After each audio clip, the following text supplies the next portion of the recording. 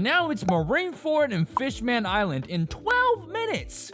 After realizing an hour-long video might be a little long for some of you, so I put all the arcs into mini episodes for you guys. But for now, it's time for some One Piece.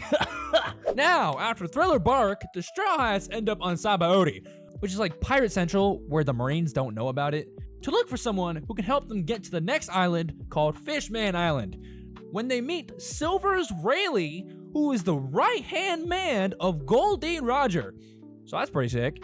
Then we also meet this group called the Supernovas, which is what the world is basically calling these up-and-coming important pirates that are strong or something. But then a lot of things go sideways, and eventually another admiral appears named Kizaru, who just wreaks goddamn havoc on anyone and everyone on the island, including slamming literally every single supernova, which causes everyone to just scram and get out of there. And then when it gets to the Straw Hats' turn to fight them, Kuma and this other vice admiral appears. So now, if you thought they were cooked before, god damn it, they are super cooked. Until Rayleigh appears and manages to hold off Kizaru. But sadly, Kuma manages to, I think, teleport the rest of them all across the world and splitting them up. And in Luffy's case, he ends up on an island of another warlord called Boa Hancock, where he finds out Ace has been captured and is now gonna be executed. And so Boa eventually helps out Luffy by sneaking him into Impel Down, which is like this big prison for like the really, really strong people. But then immediately afterwards, she's forced to go to Marineford, where it turns out Ace was a part of Whitebeard's crew. Basically, to sum it all up, Whitebeard is about to spin the block for Ace, okay? So they're getting prepared. They're getting prepared. And while Luffy makes his way down the prison, he makes a ton of allies, only to find out that Ace already had been taken to Marineford. And before Luffy leaves to go to Marineford, he manages to get Jinbei, who's also friends with Ace, and also was a warlord in the past. And guess what? He also gets Big Dog Crocodile from before. So he's stacking the lineup, okay? He's getting a couple 99 overalls before he leaves. And so they managed to escape all the way to the gate, where Bon Clay, the shapeshifter from before, helps out Luffy by turning into the Warden and sacrificing himself in the name of friendship so Luffy can go save his brother. I know you guys can't really feel it as much in the video, but god damn, Bon Clay, you'll be missed, brother. You're a real one. Now at Marineford, 100,000 goddamn Marines are posted up, waiting for Whitebeard, not including all the higher ranked people or the damn warlords. Like, bro, this is about to go crazy, bro. This is about to go insane. Also, we find out that Ace is Goldie Roger's real son, I guess. I don't know. It sounded important when they said it. But Whitebeard pulls up with his crew and literally every single ally this man has ever had. And when Whitebeard gets there, he uses Devil Fruit immediately to wreak havoc. But Aokiji from before stops him, and then everything just starts breaking out. And I really wish I could go into detail about all the fights and squabbles that are breaking out, but the video would be like 3 times long than it already is. So we're jump cutting to Luffy, who starts catching bodies. Okay, yeah, wait, I'm sorry. I said I wouldn't do that bit again. I'm sorry. So Luffy makes his way to Ace, and along his way there, for every enemy that would try to stop him, a stronger ally would appear, saving him from them. Until he pulls up on the 3 admirals, who, thank God, end up stopping him. Because I was about to say, brother, like, if this man has a crazy ass pull again, like, I was gonna be ticked. Because these dudes are supposed to be scaled up to the Emperor. So if you're telling me Luffy could beat 3 of them, yeah, you're on crack, brother. Meanwhile, again, a bunch of fights break out, where we even see Kobe again, who gets one shot by Luffy. And when Luffy gets right up to Ace, Garp, his grandfather, steps in and says, Luffy, you're gonna have to kill me to get to Ace. But of course, you know, Grandpa being a grandpa, he fakes getting beaten by Luffy. And when the fleet admiral steps in, one of the enemies from earlier in the series manages to break out Ace while everybody was distracted. And now with Ace free, Whitebeard declares that he would stop everyone else to save Ace, since this is the new generation and he's old as dirt. But plot twist! Akainu, the newly introduced admiral, gets inches away from Luffy. And when Ace steps in to try and save him, he becomes a donut.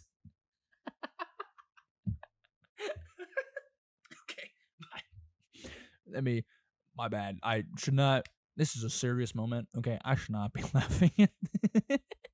And after this pisses the mess out of Whitebeard, who just piss slams the balls off Akainu. But then, out of nowhere, coming in late, the Blackbeard pirates pull up, who start jumping Whitebeard. And bro, Whitebeard almost pulls off the dub. But sadly, he ends up losing the fight. With his last words, he yells that the One Piece is actually real, which would then reignite the youngins once again to go find the One Piece. Also, side note, Whitebeard dude died like a complete boss, brother. I mean, literally the narrator goes, Buddy had 276 sword wounds, 152 bullet shots, 46 cannonballs, a laser through his chest, and a lava punch to the face, and died standing up. I mean, brother, come on, brother. Those stats are crazy, dude. And to make it even worse, Blackbeard somehow managed to get Whitebeard's devil fruit, and now has 2 devil fruits, which apparently is not possible in this world. But I mean, it's clearly false because he's doing it right now. And with Whitebeard and Ace's death, everyone's mission turned into getting Luffy out of there. And when Akainu again gets right up to Luffy, Kobe tries stopping him, and Akainu was about to off Kobe, but then Luffy's father figure Shanks pulls up, and dude, this man, I'm not even kidding, this man's aura alone pretty much ends the war, because he said, if y'all want to fight so bad, come fight me and my crew. And both sides said, hell nah. And everyone just stopped fighting. Which, brother, oh my god, that is insane aura, brother. That is, how do you just told everyone to stop, and they did.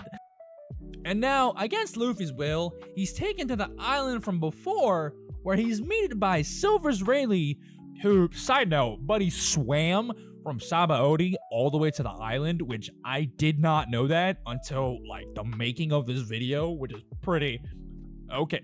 Wow. And this is where we're introduced to the new power system of Haki, which Rayleigh would go on to train Luffy with this new power system. But before that, Luffy decided to leave a message for his crew that in 2 years they will meet back up at Sabaody. So of course, time skip time! Where all the Straw Hats have their own ways of training, and they go on to do all that. Wabam! Marineford! Now, with the time skip over, each of the Straw Hats make their way to Sabaody, where they're confronted by an army of Kumas, apparently. Yeah, so they cloned the Warlord, apparently, during the time skip, and are all the same strength as him.